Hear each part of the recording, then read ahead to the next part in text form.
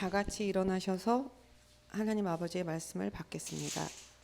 오늘 하나님께서 주신 말씀은 마태복음 12장 38절에서 45절 말씀입니다. 하나님의 말씀입니다. 그때 서기관과 바리새인 중 몇 사람이 말하되 선생님이여 우리에게 표적 보여주시기를 원하나이다. 예수께서 대답하여 이르시되 악하고 음란한 세대가 표적을 구하나 선지자 요나의 표적밖에는 볼 표적이 없느니라. 요나가 밤낮 사흘 동안 큰 물고기 뱃속에 있었던 것 같이 인자도 밤낮 사흘 동안 땅 속에 있으리라. 심판때에 니느웨 사람들이 일어나 이 세대 사람을 정죄하리니 이는 그들이 요나의 전도를 듣고 회개하였음이거니와 요나보다 더 큰 이가 여기 있으며 심판때에 남방 여왕이 일어나 이 세대 사람을 정죄하리니 이는 그가 솔로몬의 지혜로운 말을 들으려고 땅끝에서 왔음이거니와 솔로몬보다 더 큰 이가 여기 있느니라. 더러운 귀신이 사람에게서 나갔을 때 물 없는 곳으로 다니며 쉬기를 구하되 쉴 곳을 얻지 못하고 이에 이르되 내가 나온 내 집으로 돌아가리라 하고 와보니 그 집이 비고 청소되고 수리되었거늘 이에 가서 저보다 더 악한 귀신 7을 데리고 들어가서 고하니 그 사람의 나중 형편이 전보다 더욱 심하게 되느니라. 이 악한 세대가 또한 이렇게 되리라. 아멘. 오늘 본문을 보게 되면 표적에 대해서 악하고 음란한 세대가 구하는 것이다라고 말씀을 하고 있습니다. 여러분은 오늘 이 말씀을 이해하고 계십니까? 이 말씀의 의미를 여러분 정확하게 파악하고 계십니까? 그렇다면 여기서 말씀하고 계시는 표적, 이 표적이 무엇입니까? 표적이라는 것은 어떤 징후나 사인 또는 이적과 신비로운 어떤 현상들을 이야기하는 것입니다. 그러나 단순히 우리가 깜짝 놀랄 만한 그러한 경이로운 자연 현상이 아니라 하나님이 의도적으로 나타내시는 일을 이야기하고 있죠. 그런데 주님은 이것을 악하고 음란한 세대가 구하는 것이다 라고 말씀을 하고 계십니다. 그렇다면 우리는 그 어떤 목적과 어떠한 이유로든지 하나님이 행하실 놀라운 일, 이 일을 구해서는 안 된다는 것이겠습니까? 결코 그렇지 않습니다. 다시 말씀드리지만 주님은 악하고 음란한 세대가 표적을 구한다고 하셨지 악하고 음란한 세대가 하나님이 하실 일을 구한다 하지 않았습니다. 최소한 오늘 성경에서 언급된 표적과 하나님이 행하시는 일은 분명히 다르기 때문이에요. 다시 말씀드리지만 오늘 언급하고 있는 이 표적, 곧 서기관과 바리새인들이 주님께 요구했던 이 표적과 하나님이 행하신 일이 다르다는 것이지 원래부터 그 어떤 것이라도 표적이라는 것 그 자체가 하나님과 연관없다는 것이 아닙니다. 왜냐하면 하나님은 이미 수많은 표적을 보이셨고 행하시는 그러한 분이시기 때문입니다. 하지만 오늘 서기관과 바리새인이 요구했던 이 표적은 악하고 음란한 세대가 구하는 요구사항일 수밖에 없는 그러한 이유가 있습니다. 이에 예수님도 말씀하시기를 이처럼 표적은 좋지 않은 것이니 절대로 너희는 표적을 구하지 말라라고 하지 않으셨다라는 겁니다. 그들이 구하는 표적에 대해서 옳지 못함을 이야기하셨고 이후 하나님이 보이신 표적에 대해서 언급을 하고 계시기 때문입니다. 사람들은 예나 지금이나 또한 표적에 열광을 합니다. 그런데 사람들이 열광하는 표적은 결코 일반적이거나 평범해 보여서는 안 됩니다. 그것은 놀랍고 신비로워야 하고요. 더 많은 대중들의 그 호응을 유발할 수 있어야만 합니다. 그러나 무조건 보이는 모든 표적에 열광하는 것은 또 아닙니다. 표적이 사람을 열광시키기 위해서는 가장 먼저 자신과 직접적인 연관이 있어야 합니다. 가급적이면 자신의 눈 앞에서 보여져야 하며 자신의 관심 분야와 관계가 있어야 하고요. 무엇보다도 자신의 마음을 흡족하게 할 뿐만 아니라 유익이 있어야 합니다. 그래서인지 자신을 전도자라고 부르는 어떤 단체에서는 사람들을 모아놓고 그들 앞에서 어떤 놀라운 표적을 보이는 것을 목적으로 삼고 거기에 열광하는 그러한 사람들의 모습을 영상으로 만들어 놓기도 했지요. 하지만 자세히 보게 되면 거기에는 어떠한 표적을 보이는 것에만 목적이 있기 때문에 예수를 이야기한다고는 하지만 정작 거기에는 복음의 능력은 없습니다. 온통 표적을 행한다라는 사람에게 집중되어 있고 그 사람만 드러내어서 그것이 하나의 쇼와 같아 보일 뿐이라는 것입니다. 그저 자신을 드러내기 위해서 예수의 이름을 빙자하며 스스로의 목적을 이루기 위해서 눈속임으로 만들어낸 가짜 표적으로 사람들을 유혹할 뿐입니다. 예수님께 표적을 보여달라고 요구한 이 서기관과 바리새인들은 하나님의 행하시는 하나님의 일을 보고자 하는 것이 아니었습니다.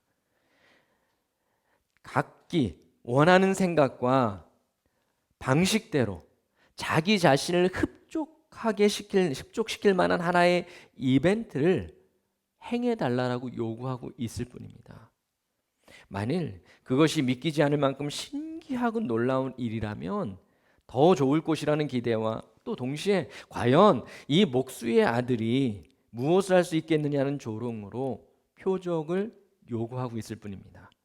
따라서 주님은 표적을 바라는 그들의 요구에 대해서 악하고 음란한 세대가 표적을 구한다라고 말씀을 하셨습니다. 하지만 표적을 구하는 그들에게 표적을 보여주지 않겠다고 하신 것이 아닙니다. 이미 보여주신 그 표적이 있음을 가르쳐 주셨는데 그것이 바로 오늘 언급하고 있는 요나의 표적입니다. 그들은 요나의 표적에 대해서 이미 알고 있었습니다.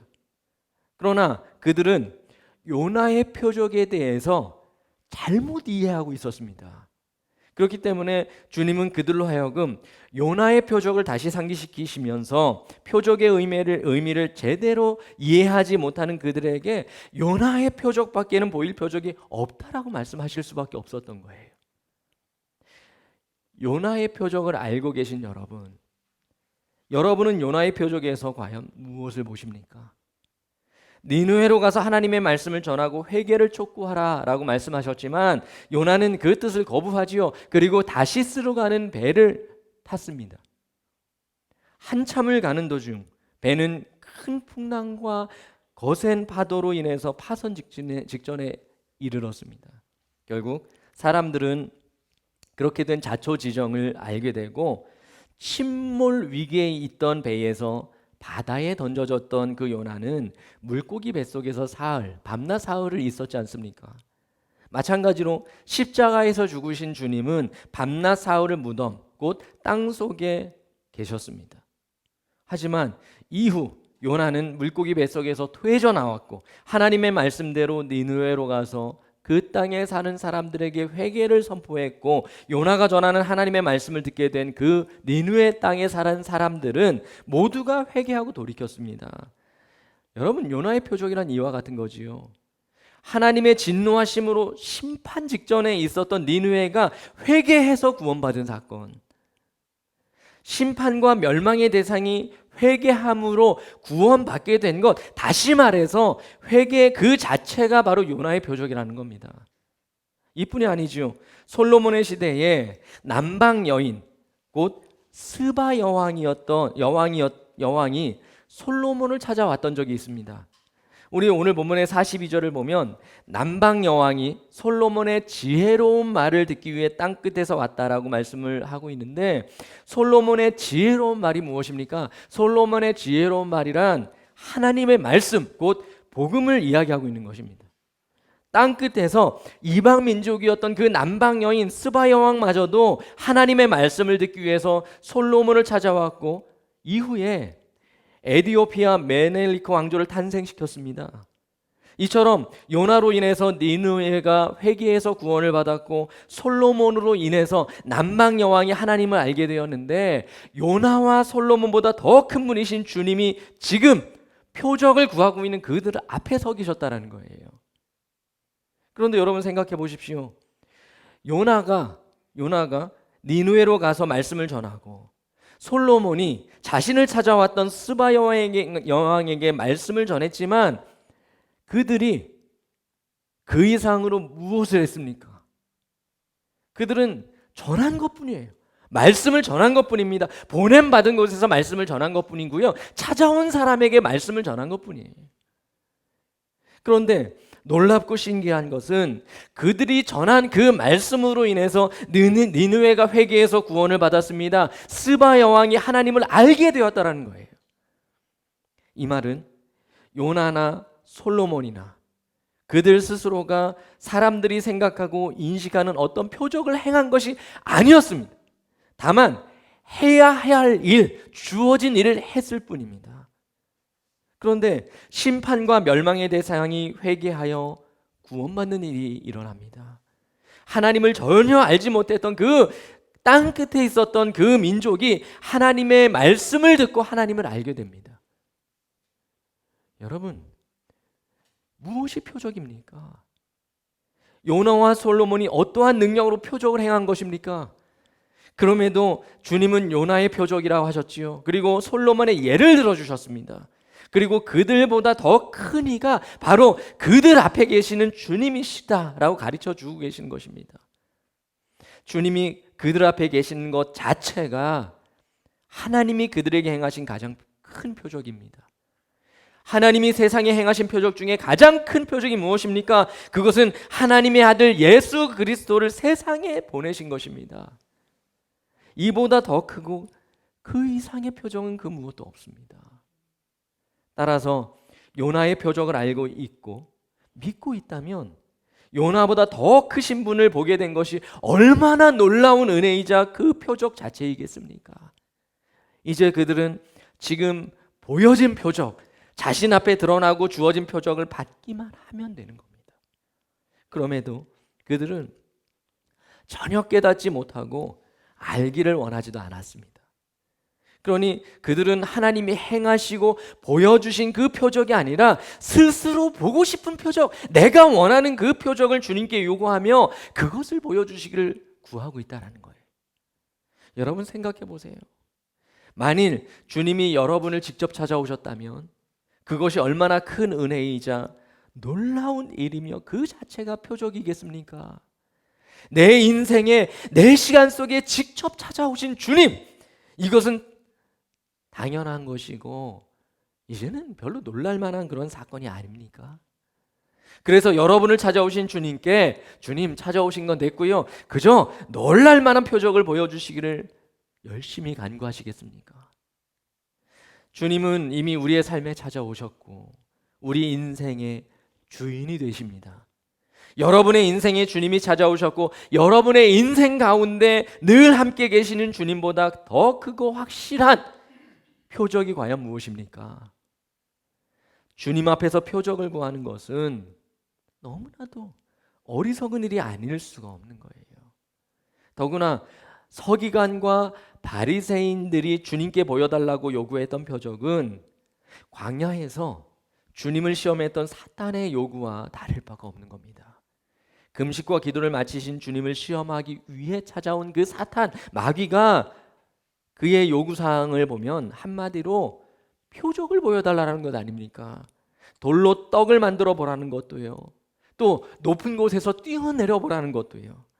사탄은 눈앞에서 자신이 인정할 만한 표적을 보여달라고 요구하고 있는 겁니다. 그때도 주님은 이미 하나님이 보이신 일, 곧 기록된 말씀으로 사탄을 대적하셨습니다.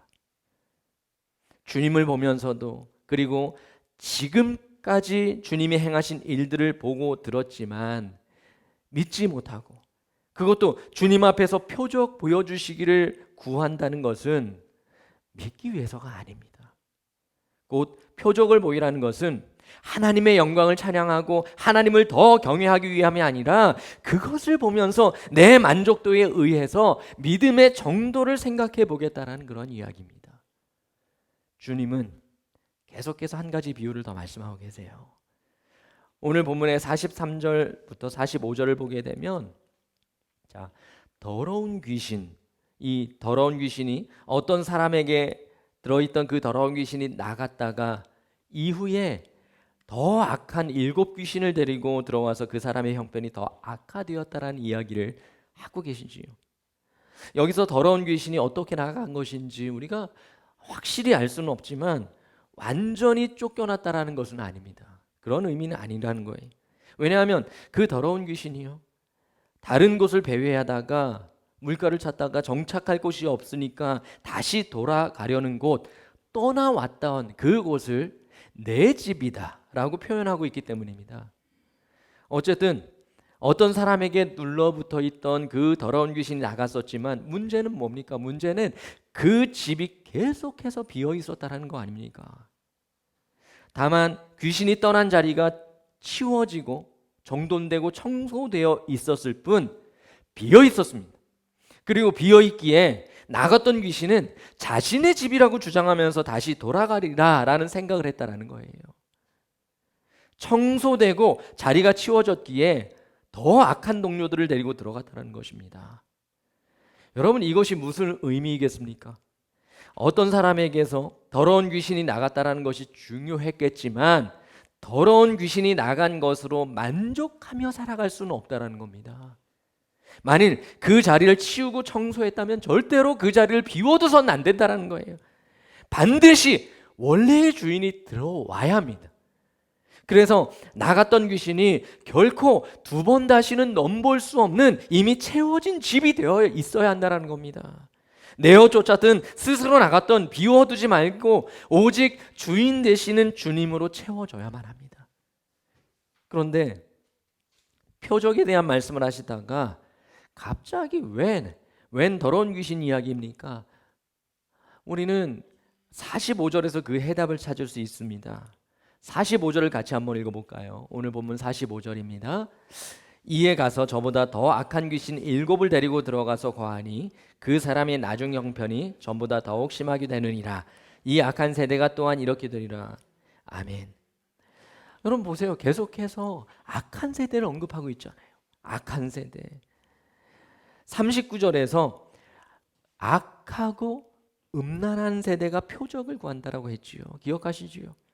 표적을 구하는 악하고 음란한 세대, 더 악한 귀신 7으로 인하여 나중 형편이 전보다 더 심하게 된 악한 세대.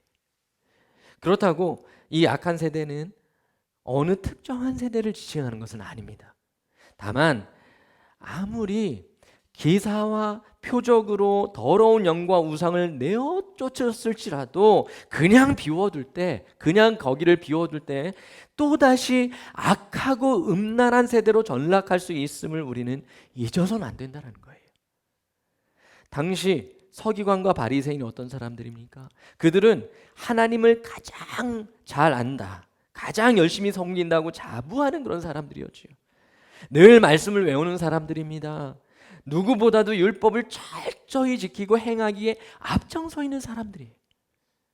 그러한 그들이 요나의 표적을 왜 모르겠습니까?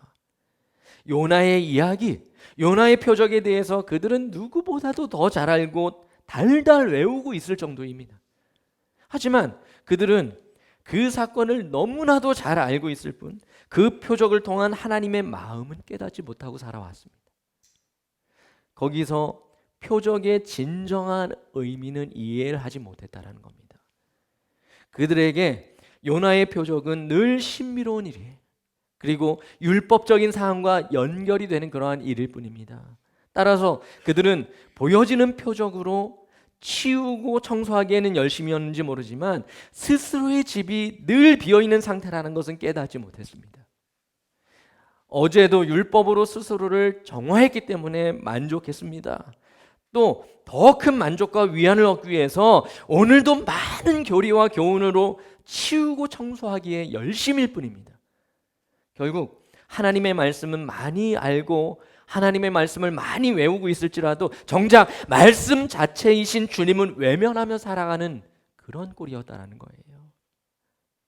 이에 주님은 뭐라고 하셨습니까? 제자들에게 서기관과 바리새인의 누룩 곧 그들의 교리와 교훈을 조심하라라고 말씀하십니다. 그들의 행위를 담지 말라라는 거예요. 여러분, 아무리 치우고 아무리 청소하고 아무리 깨끗하게 해놓아도요, 비어있고 주인이 없으면 어떻게 됩니까? 아무나 들어가려고 할 거예요. 도적과 강도가 집을 빼앗으려고 달려들 겁니다. 저보다 더 악한 7 귀신을 데리고 들어가서 거하려고 한다라는 이야기입니다. 그러니 나중 형편이 이전보다 더 심할 수밖에 없는 거지요.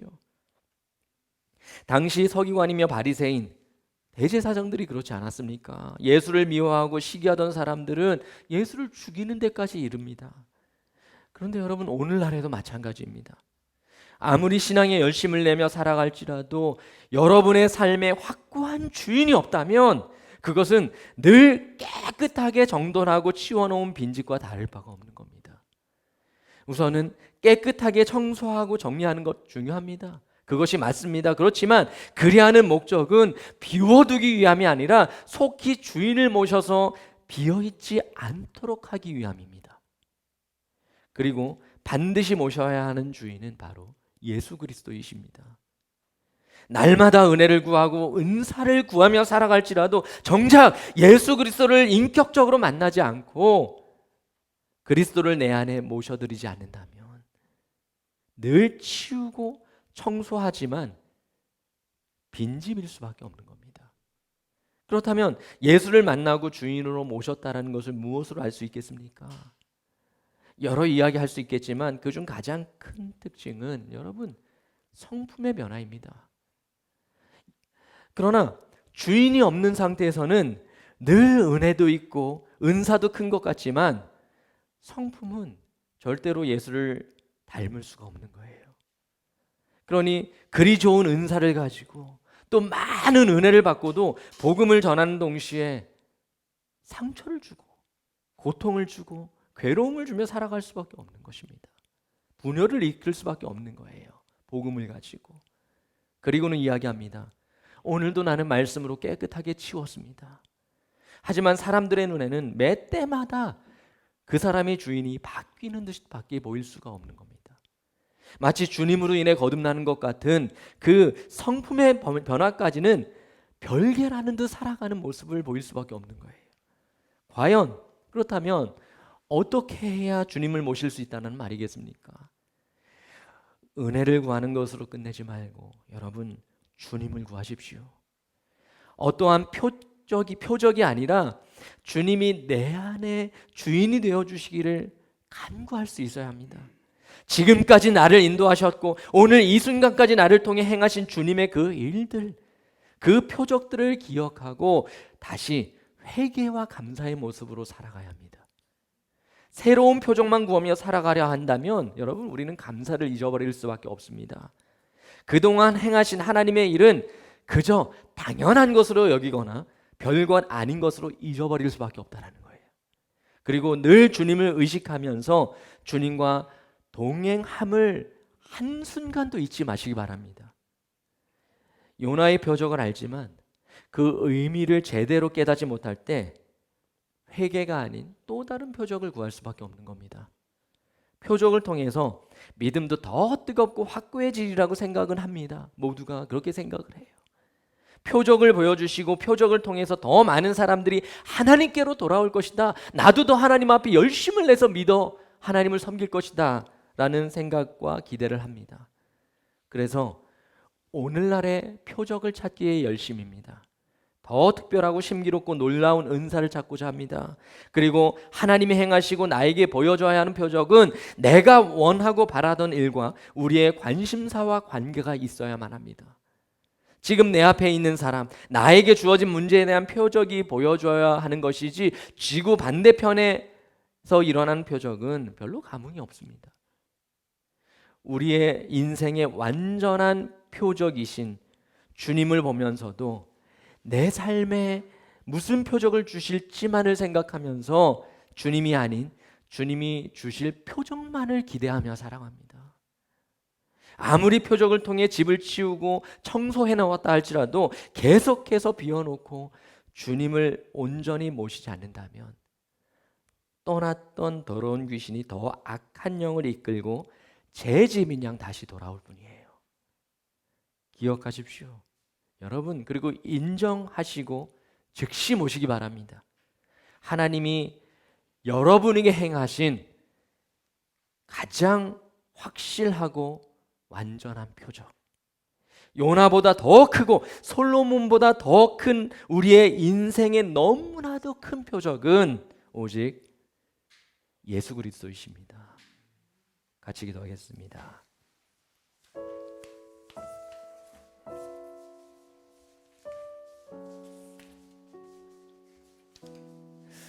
우리 찬양으로 고백하고 함께 기도하기 원합니다.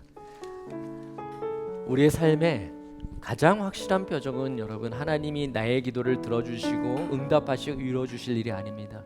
하나님께서 우리의 간구와 바래를 이루어주시는 것이 가장 큰 나에게 행하시는 표적이 아니라 내 인생에 찾아오신 하나님, 내가 너와 함께한다 말씀하시는 하나님, 내 삶의 주인 되신 그 주님, 내가 내 안에 모신 나의 주인이신 주님, 그리고 오직 나와 함께 하시는 성령님이 가장 큰 표적입니다. 여러분, 우리는 이미 표적을 받고 표적을 가지고 살아가는 사람들입니다. 그러나 그 표적을 잊어버리고 새로운 표적을 구할 때 따라오는 것은 기대가 아니라 시험입니다. 어려움입니다. 그리고 의심입니다. 이 시간 다시 한번 우리 이 찬양으로 기도합시다. 성령이여, 나의 삶에 오신 그 표적 되신 성령님을 찬양하기 원합니다. 나의 인생에 찾아오신 그 성령님을 나의 삶의 가장 큰 표적으로 모시고 오늘 고백하며 기도하며 찬양하기 원합니다. 거룩하신 하나님, 가장 큰 표적이 무엇인지를 생각할 때에 내가 주님을 만난 것보다 무엇이 더 큰 표적이겠습니까? 주님 앞에 내가 무릎 꿇고 회개하였던 그 시간보다 더 큰 표적이 무엇이 있겠습니까? 주님의 말씀을 듣고 내 마음에 주님이 살아 역사하심을 알고 주님의 말씀에 순종하며 살아가는 것보다 더 큰 표적이 무엇입니까? 더군다나 내 인생에 찾아오신 주님인데 그보다 더 큰 표적을 어찌 주님 앞에 구할 수 있겠나이까? 이 시간 주님, 나의 가장 완전하신 표적이신 주님을 바라보며 주님을 내 안에 모시고 살아가는 그러한 주의 자녀가 되게 하여 주시옵소서. 은혜만 구하고 은사만 구하며 날마다 새로운 것만 찾는 그러한 신앙이 아니요, 오직 주님을 모시고 주님과 동행하며 주님을 의식하며 살아가는 거룩하고 복된 주의 자녀들 될 수 있도록 인도하시며 그러한 한 주를 살아갈 수 있도록 축복하여 주시옵소서. 감사드리며 예수님의 이름으로 기도드리옵나이다. 아멘.